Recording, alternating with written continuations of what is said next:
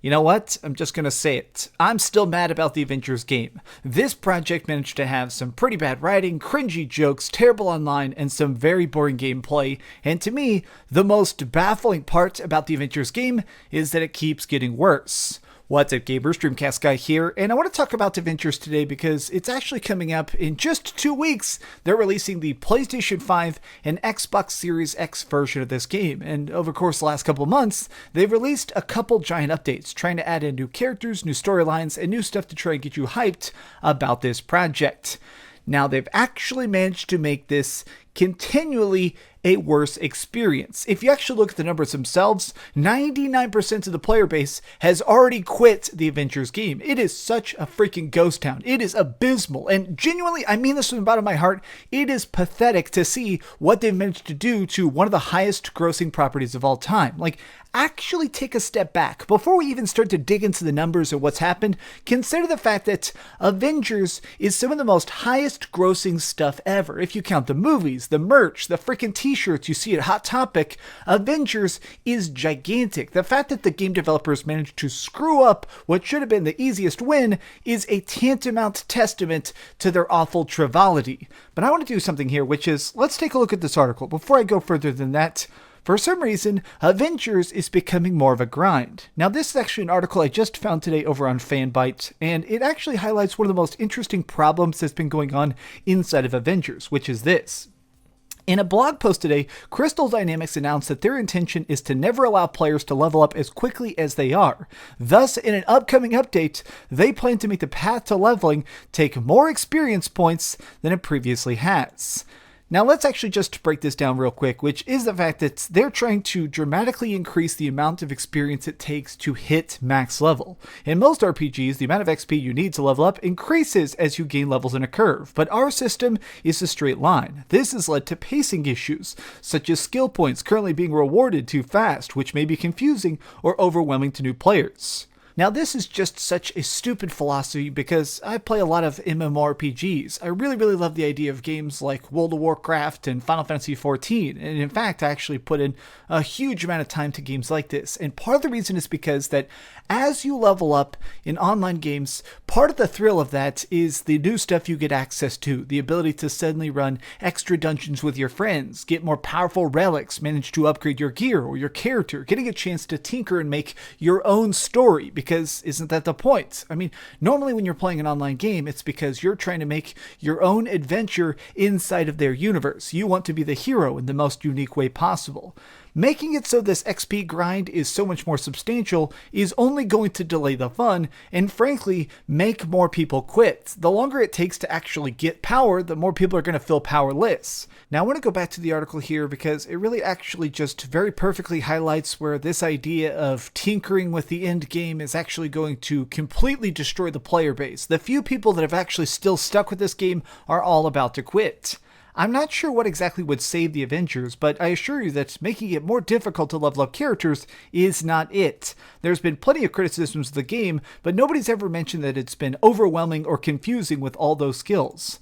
It's also confusing for a game that theoretically is releasing new characters on a schedule that for the remainder of its natural life. There's almost no reason for a player to pick up Hawkeye or Black Panther if it's going to take longer to get to endgame with them. Hell, even without considering DLC, this seems like it discourages variety by taking longer for them to get to the base game's Avengers up to fighting shape.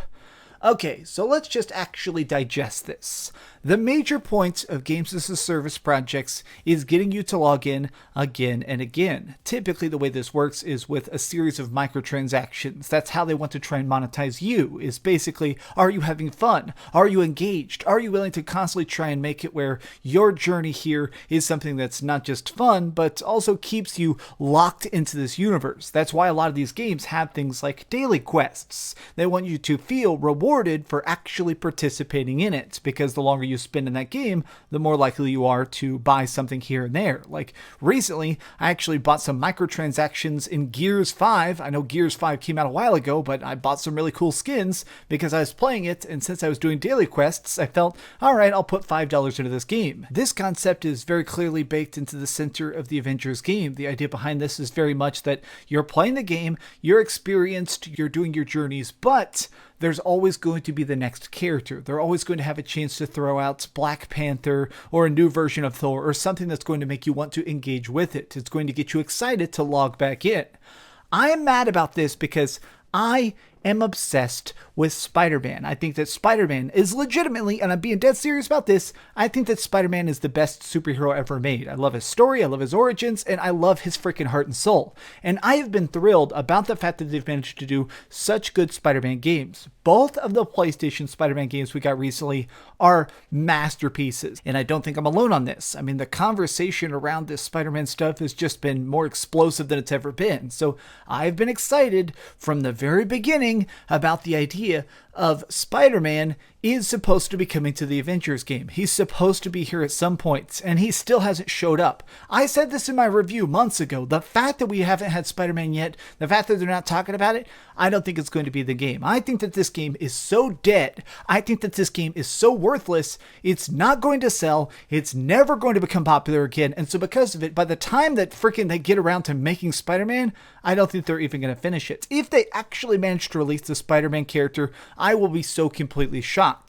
But I am trying to be open-minded about this. One of the things I am thinking about doing is, here in 2 weeks when they release the PlayStation 5 version of the game, I am thinking about going and doing a re-review. In fact, as I talk about this, today I've been working on going back and playing the game again to try and do the characters I haven't played yet. There is some storylines I haven't had a chance to experience yet, so I've been trying to go back and see if maybe this game can be saved. But as it currently stands, it seems like once your multi-million-dollar project bombs this completely, it makes it completely valueless. I can't imagine anybody now walking into a freaking GameStop or going into Target and seeing another copy of a dinged up box of Avengers and saying, yeah, I'll definitely buy that for $1. This game is still not worth it for any rate, any value. This is such a bad, glitchy game, and no amount of updates, new characters, and new casts and twists and turns is going to make it worth it.